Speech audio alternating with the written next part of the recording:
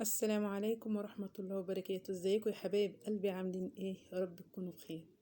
زي ما انتوا شايفين كده، ايه ده يا عفاف؟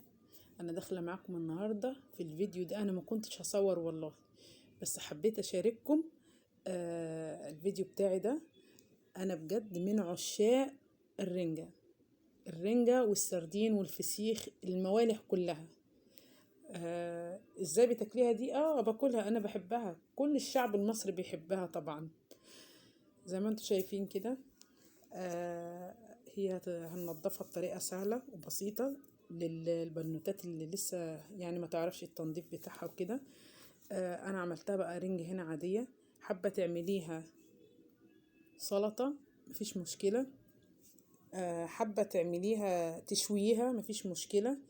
بس انا حبيت النهاردة ان انا اقدمها بالطريقة دي، الطريقة العادية خالص. حتى ما حبيتش ان انا اخليها من الجلد بتاعها، فهو كان عليها سهلة جدا، ما فيهاش اي صعوبة.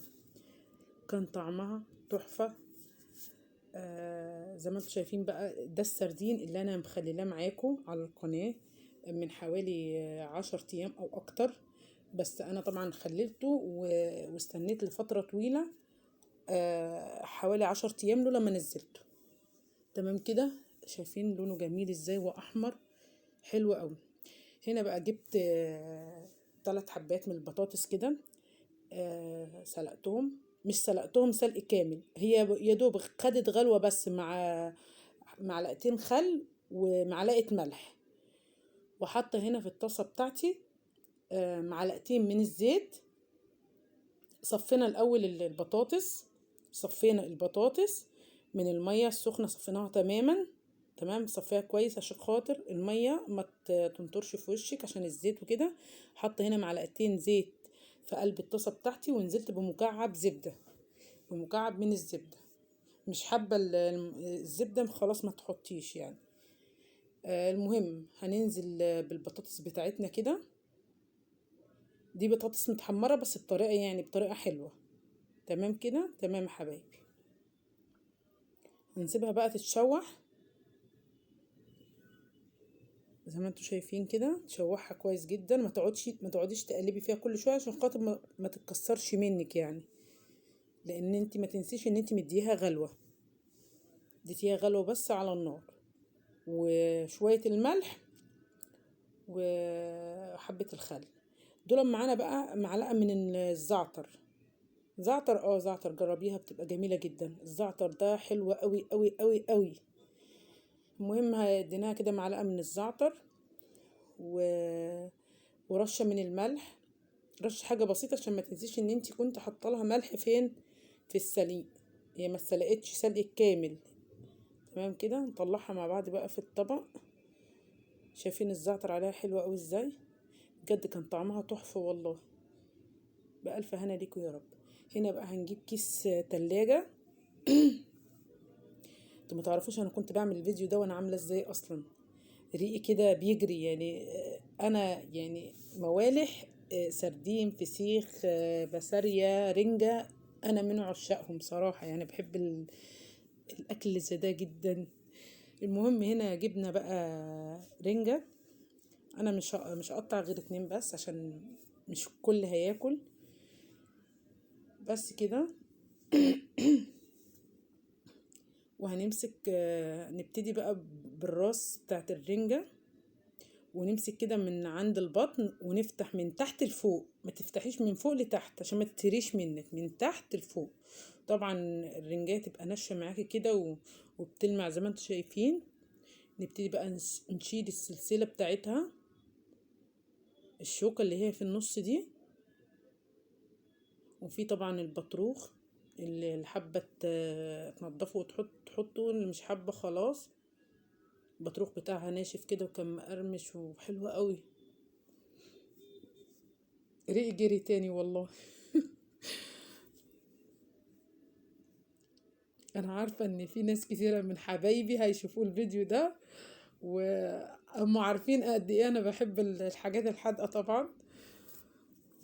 نمسك بقى الجوانب كده، البطن بتاعتها، بطرف السكينة كده، وتشيلي اي اي شوك بقى، اي زوايد، الحاجات اللي هي لونها بني كده.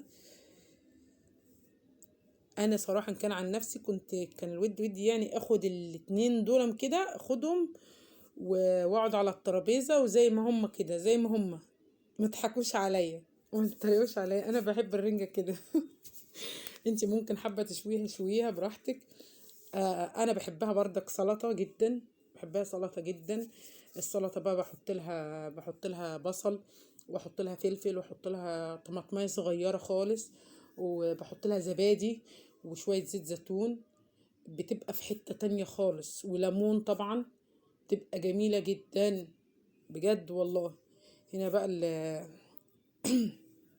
ال السردين بتاعي اللي انا مخليلاه زي ما قلت لكم، هننضفه بطريقة سهلة بردك، مش هياخد معانا اي تعب ولا اي حاجة، سهل جدا في التنظيف. في ناس بتحب الحاجات دي بس ما بتحبش تاكلها، عشان يعني ايه، بتعرفش تنضفها، ما بتعرفش بتحبش تبهدل ايديها والكلام ده كله.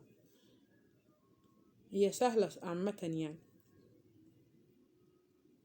هنطلع بردك كده كمية على قدنا، مش هكتر، عشان الحاجات دي بردك بعد ما بتطلع ويتلعب فيها بالايد ما ينفعش ان هي ترجع تاني، فاهمين؟ حبة بقى السردين ده يعني خد معاك وقت كتير، وحبة شوفوا قلبه احمر ازاي، جميل بجد. المهم نرجع لمرجوعنا تاني. حابة بقى تحفظي السردين بتاعك ده، وخايفة ان هو يتهري منك بعد فترة وكده. امسكيه بقى، فصصيه كله، وانزعيه من الجلد، وانزعيه من كل حاجة والشوك وكل حاجة، وحطيه في علبة، فصصيه وحطيه في علبة.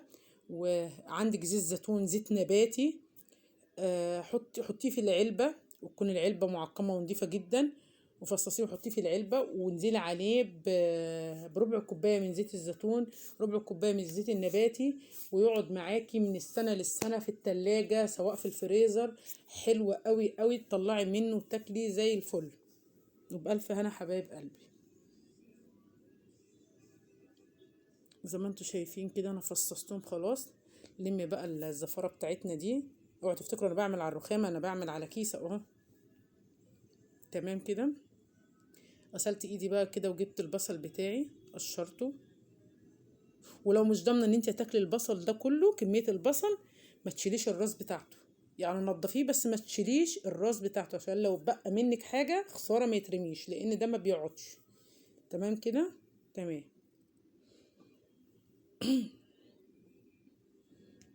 هنا بقى كنت خلصت الرنجة، وخلصت السردين بتاعي التنظيف، وهنجيب ليمون بقى، حبة حلوين من الليمون كده، ونعصر نديها ليمون على قد ما نقدر، على حسب ما انت تحبي يعني.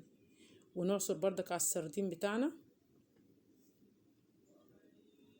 انا بحب احط للرنجة طحينة، بحب احط للرنجة طحينة. وفي سلطة الطحين، في سلطة الرنجة بردك بحب احط لها طحينة كتير. زي ما انتوا شايفين كده، هو ده الغدا بتاعنا. ولو عجبكم الفيديو لحد كده، اوعوا تنسوا تحطوا اللايك، واشتركوا في القناة عشان يوصلكم كل جديد.